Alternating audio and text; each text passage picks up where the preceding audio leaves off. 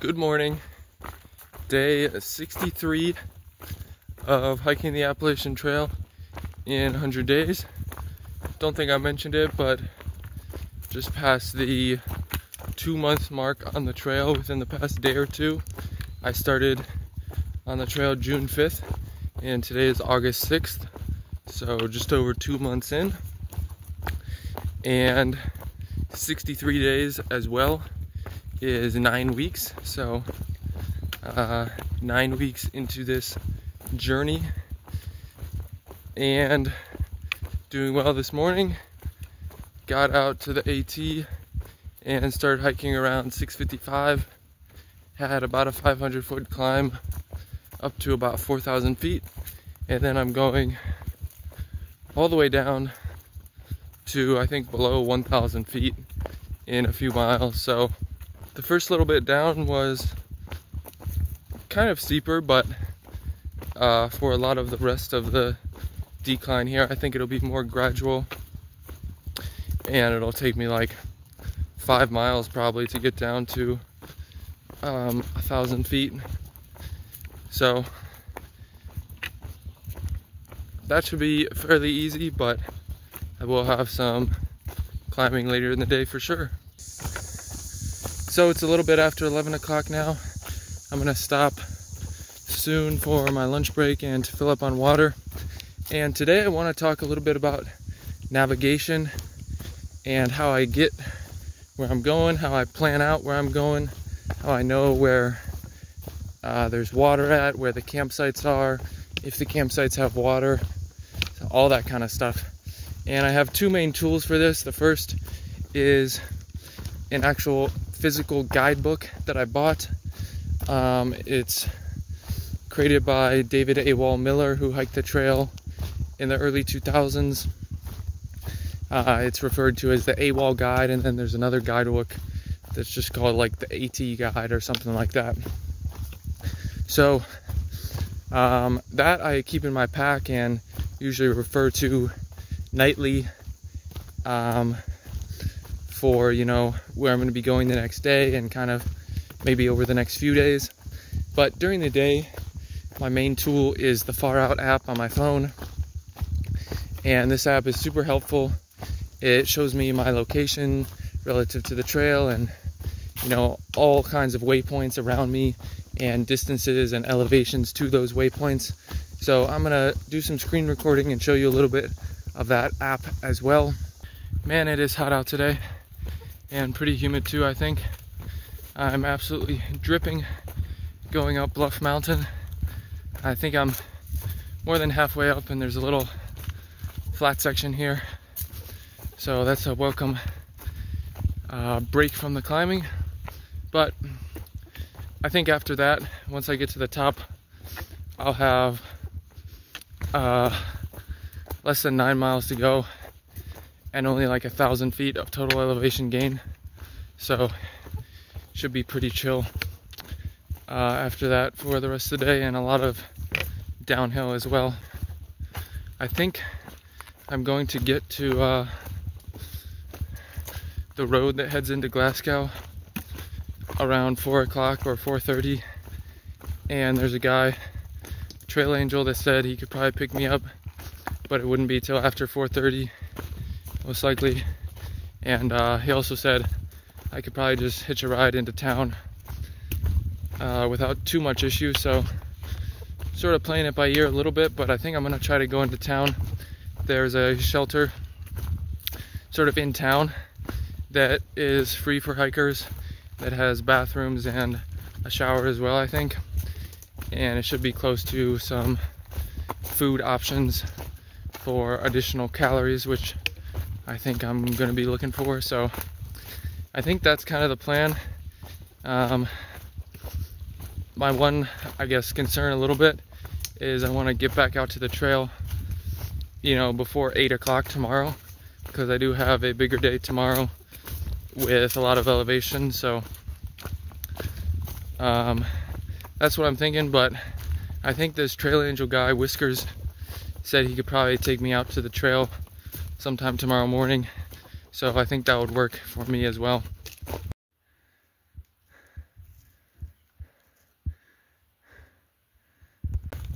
heading down the other side of Bluff Mountain now. I took a short video but didn't give any commentary. I'll put it here because there were some ladies up there and I didn't want to bother them. But there was also an interesting little plaque. I should have taken a picture of it, but I didn't. Just past the summit, apparently there was some girl that like died up there in the late 1800s. I think it said she was like 4 years old, so she apparently was supposed to be at school and somehow climbed up the mountain. I'm not really sure, but I thought that's pretty crazy. Some little like 4-year-old girl died up there and they had a little plaque for her, so that was interesting, something you don't see every day. But got less than 9 miles down to the road and it's just after 1 p.m. so I should be able to be there by 4 o'clock, honestly, and maybe get a ride into town. That would be awesome. Wow, some pretty incredible views from the top of Big Rocky Row here. I think about 5 miles left for the day, and you can see down there the James River, which is pretty much where we're going today, at least somewhere along the river. US 501, I think, runs right along that river, so that is the road we are going to hopefully get a ride into Glasgow. Another awesome view here out over the James River, and I think one of those mountains up there is probably Apple Orchard Mountain, which is a pretty big one we're climbing tomorrow. I think we're going to be all the way down at like 700 feet at the river of elevation, and then over the course of the day we're going to climb up to around 4,200 feet, I think, which is Apple Orchard Mountain. And I think it shouldn't be like a super big climb all at once like the Priest was, but there will definitely be some big sections for sure, because I think it's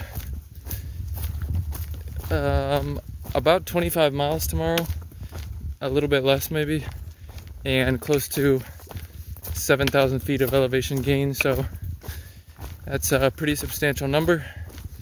So that should be a bit more of a challenging day and exciting as well, as we'll hopefully get some nice views too. So I'm here at the Glasgow shelter in Glasgow, Virginia, and just cooking up my dinner right now. There's some nice area over there. I'll probably set up my tent somewhere, and there's a shower over there as well that I'm going to use. And we'll probably go over to the pizza place and get something small there, and then maybe get a snack at the I think there's like a grocery store and a Dollar General pretty close, so definitely going to get some extra food and a shower here, which is 2 great things, and gonna get a ride back out to the trail tomorrow morning from someone that I've been in contact with, so hopefully that won't be too big of an issue. So this is the guidebook I was talking about earlier, the AT Guide 2024 edition, and this is kind of what it looks like. It shows lots of the shelters and mountains and stuff, so it shows the elevation profile as you go up and down. So right now I'm right about here, and these blue numbers are the SOBO miles and the green numbers are NOBO. So I'm right around 1409 at US 501 there. I came into Glasgow. So tomorrow I have a little under 25 miles, I think. So starting out, I got a little bit of flat going along the James River. Then I got this climb up to about 2,500 feet, 2,600 feet. So that's about a 2,000 foot climb over a few miles. And then there'll be some flat area and another climb, then down and up, and working my way up all the way to, you can see 4,200 feet is the highest I'll be at. at the top of Apple Orchard Mountain, like I mentioned. And then going on to the next page, just got some more ups and downs, and I'm planning to end at the Bryant Ridge shelter. And so it shows, like, you know, that little half moon, that's a privy symbol, and then the shelter and water source. If the little drop is filled in, that means it's a good water source. If it's half full, it means it might not be good and might be dry. There's also lots of info on towns in here, so it'll kind of show the towns. This is actually the Glasgow little map here, and it shows the shelter I'm staying at. There's a little pizza place I'm probably going to head to, and then a grocery store and Dollar General. So it shows those items on the map, and then it also lists some things about here. So Glasgow AT hiker shelter, it talks a little bit about it.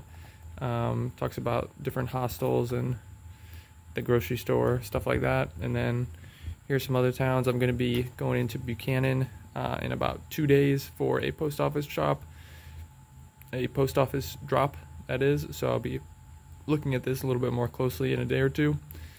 So that's kind of what the guidebook does, and how I use it. Usually I just look at it the night before, kind of look at you know, where I'm going and what the elevation is going to look like, and you know, where I might get water or take a break during the day. And then I'll also use it, you know, to look at the map of the towns and what's available in the town and how I can get to town and stuff like that. So there's also a feature within the Faro app called Plan a Route, and it allows you to kind of plan a route that you intend to take. So I usually do that the night before as well, along with using the AT guide, just to plan where I'm going to go and see, you know, how far it is exactly and what the elevation might look like. So I'm starting at 501 here, so I just click that little plus, and then zooming out here a fair bit, we're gonna go through all this trail, and then I think, yeah, go a little bit further, and there should be, where is it? Yeah, the Bryant Ridge shelter is where we're gonna be staying. And so that's 25 miles with 6,800 feet of elevation gain. So that's a substantial amount of elevation gain, but because I went just a little bit further today to Glasgow, it makes the total mileage tomorrow just a little bit less. So I got a calzone, and man, this is way bigger than I expected. And even when I just picked it up, it was like so heavy. I was like, oh my goodness. In the tent for the night, and the calzone I showed, it was bigger and more expensive than I was expecting, but that's all right, not the end of the world. I ate that and was feeling a little full after that, so I went back to the shelter and chilled a little bit, was charging some stuff. They have outlets here. And then I walked across the street to the little grocery store, and I got some ice cream, and that was really good. And then after I finished eating that, I ate that at the shelter, and then I took a shower, which was nice. Got reasonably clean, and right at the end I turned it on like super cold, and that felt really good. So pretty happy with my decision to come into town, and I should be getting picked up here at 7 a.m. tomorrow to go back to the trailhead. So won't get quite as early of a start on the trail as normal, but still get a pretty good one. There is a house like right across the street here with people who live there, but that's fine. I'll just put my earplugs in tonight, and I think I'll be good. So staying in Glasgow tonight, which is at mile 1,409.8. So cross the 1,400 mile mark and have less than 790 miles left to go.